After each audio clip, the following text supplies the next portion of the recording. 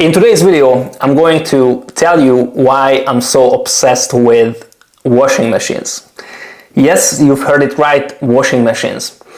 And it's not because I'm obsessed with clean clothes, it's because I'm obsessed with automation and buying time back in my life. When I was younger, I didn't know how to call that feeling what I was feeling about washing machines. I couldn't call it technology or automation. I just had that feeling how magical it is that, you put your dirty clothes in, you press a few buttons, you put some liquids inside, and then you press a button. It's basically a couple of minutes, and then an hour later you come back and it's done. It's unbelievable. That was the first feeling I had back then at such a young age when I understood how much automations contribute to our life.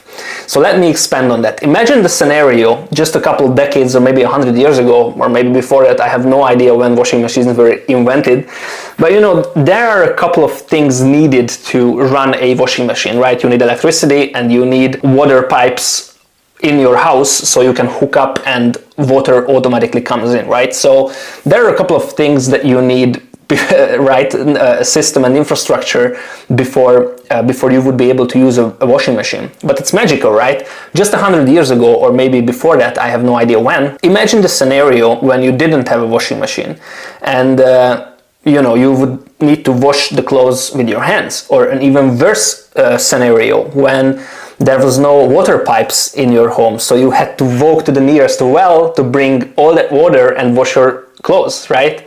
Or even worse, if you had to carry all your dirty clothes to a clean water source, so you would be able to wash it next to your river or whatever if you go back in time, right?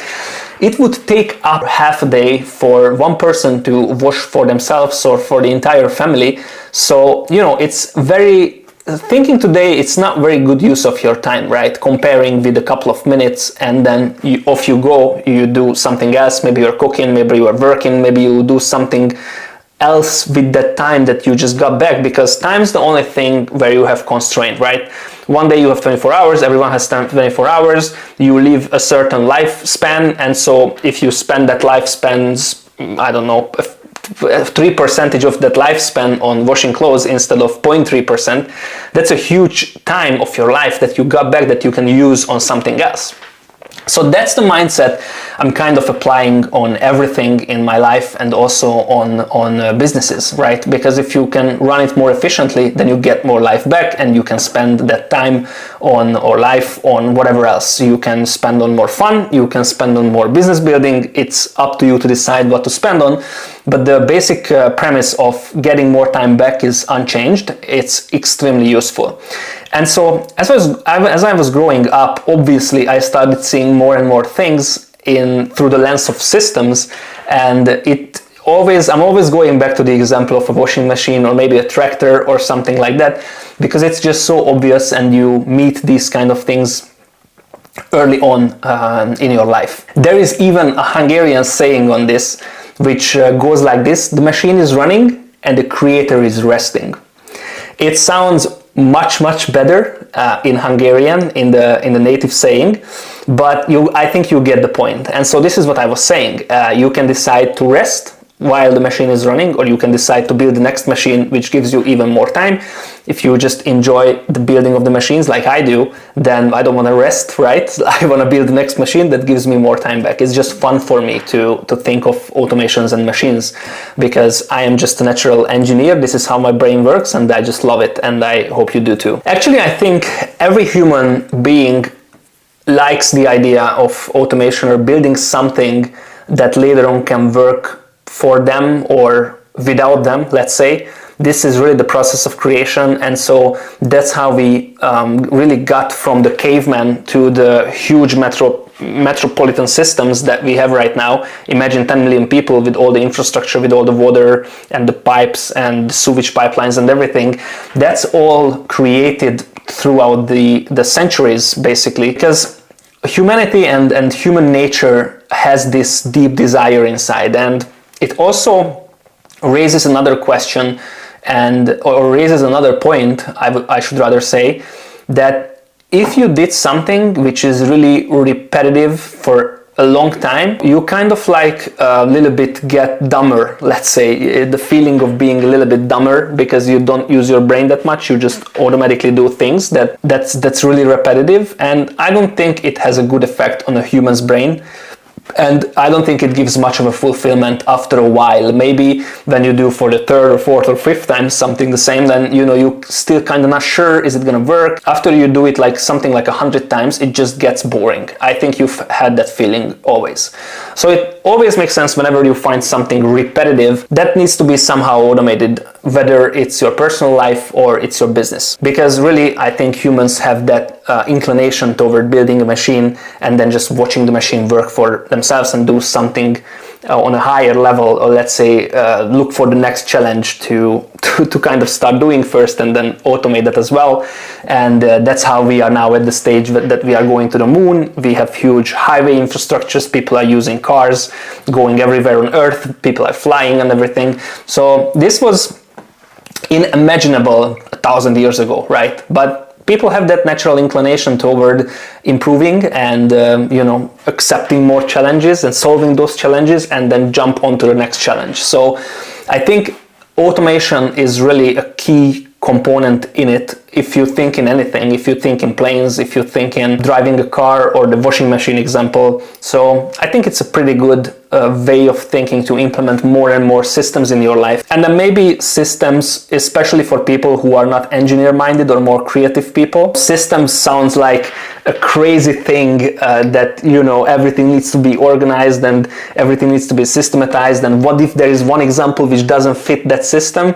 I do understand that point, but if you look at the other angle, that how much time it gives back, and you can spend that time on the creative and on the enjoyment part of life, right? Or just enjoying life, then you can see really the benefit of implementing automations and systems in your life and in your business. And now let's see a couple of practical examples in the online business world, what you can consider automation, and then looking through that system and automation lens, you can really grasp a different approach to automations.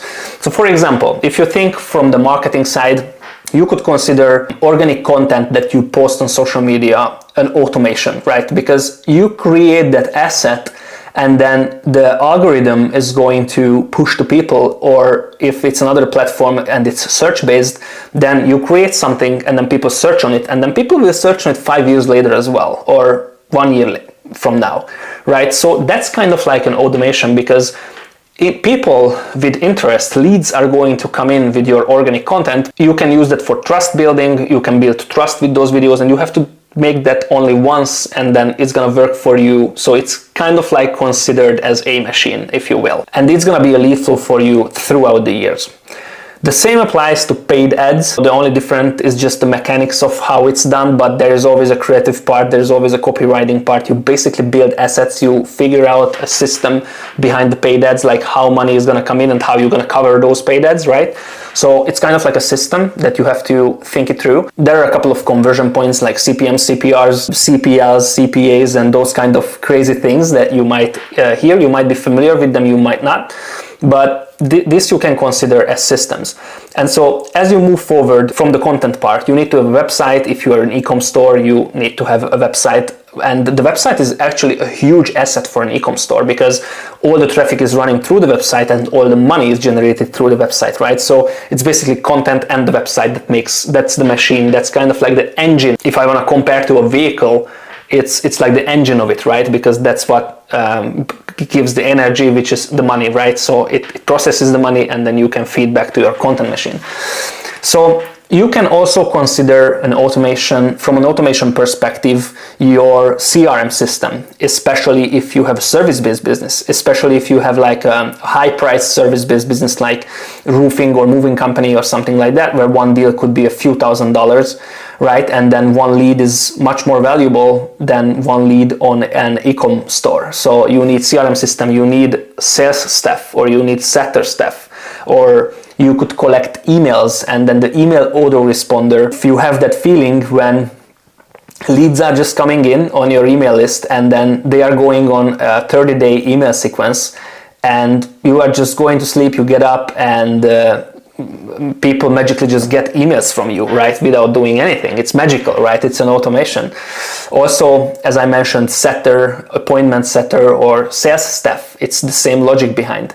It's a little bit different though, because in those cases, you need to have a human, or to some extent, or you can decide, it depends on the price point, but at some price points, you have to implement a human being, right? You can also think in automations if you create a certain role or a certain position in your company, for example, a salesperson, right? And then you figure out some sort of structures, and that person is doing a set of tasks. You create kind of like a workflow for him or her. And basically that's also kind of like an automation, because you buy time back. It's important to make a disclaimer here, because I don't mean it in any negative regard, right? In a certain way, every person or every company leader, if it's a smaller company, is kind of like a system for like a bigger fish, right? If you think that way. Because when you're starting off your life and you didn't inherit millions of dollars, then you have to work, right, to survive. So you will probably start off your journey with working for a company, acquiring a skill set, and you either stay an employee because that's how you decide, because you don't want to adopt the stress of being a leader in a company or creating your own company and having all that risk and all that chaos on your shoulders. That's fine. You can be kind of like an automation in someone else's system because someone has decided to make something bigger. If you think of a 10-person team which specializes for, let's say, building AI chatbots, that AI chatbot company is going to be acquired or can be acquired by a bigger company where the AI chatbot is just a small black box in a huge customer acquisition system. In that sense, the whole small company with that 10 people plus the leader is also an automation for a bigger company because they buy back time. So I hope that this example clarified it perfectly, because I really didn't mean to say that people are just automations, but to a certain extent from a business owner perspective, they kind of are. And then now you can start to see how different types of automations are coming along. I spoke about content, I spoke about actual automations using softwares like Zapier or CRM systems. I talked about people. And so you can mix and match, because, for example, for certain tasks where there is a lot of change, you might be better off with using a VA who can adopt better because it's a human being, right? But there are some tasks which makes no sense to outsource to a VA or to a human being because it's just so repetitive and it's so high volume that, you know, it's way better if it's a rigid task and you don't change that much. So for example, making invoices or whatever, then you can just make one automation, and then whatever you sell, the invoice is going out with the parameters that you put in. And so you might just use a Zapier or a Make.com automation, or use your CRM system if it has that function. So you can mix and match different types of automations in your business for different sorts of tasks or different roles, right? So I mentioned a couple marketing examples, a couple of sales examples, but the same way your onboarding process with the client can be automated, or your fulfillment for your client can be automated or semi-automated. It depends on what the service is. If it's an online service, then it can be much easier automated than if it's a physical service like moving or roofing, right? You still need humans. As long as Elon Musk is not making the Tesla bots so advanced that, you know, people can, the Tesla bots can go out and build the roof themselves, right? Or clean the roof or whatever the service is. So you can see that, you know, different parts of the companies and different types of automations you can think of when you are trying to buy back time in your business. You can also think in the hiring process to build automations, how the people will come in, when they are going to receive an email, how they are going to be invited to an interview, how you're going to notify them if they are hired, when they are hired, how you're going to onboard them, how you're going to teach them. These are all points that can be automated or semi-automated, but it's very important to see like when is enough repetition to make sense to think in automations, and then how you solve that issue. I hope these examples are much more closer to your business than the washing machine example, but you can always like grasp, if it's not the washing machine for you but the tractor or something else, always good to go back to first principles and grasp a idea, whichever you like. So I grasp the washing machine example all the time, and so you can make like a parallel thinking of what is the washing machine in your business that you try to build, what is the soap, or what is the cleaning liquid that you try to use, what's the softener, what are the clothes that goes in, what's the dirt that you try to get rid of, what are these things in your business that you try to automate. And then when you use something simple and frequently used example in your head, then it might help you in the process of thinking of how to automate different processes in your business. That's about it for today's video. I hope you liked my washing machine example just as much as I did. Especially if you like clean clothes, then you probably liked it even more than I did, than I love it. So it's great. So find something in your business that you can automate and try to use a thinking process of what you can do to like get time back for yourself.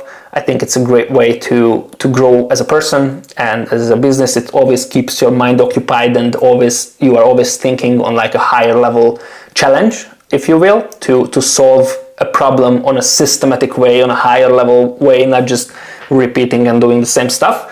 So I hope it helped, and see you in the next one.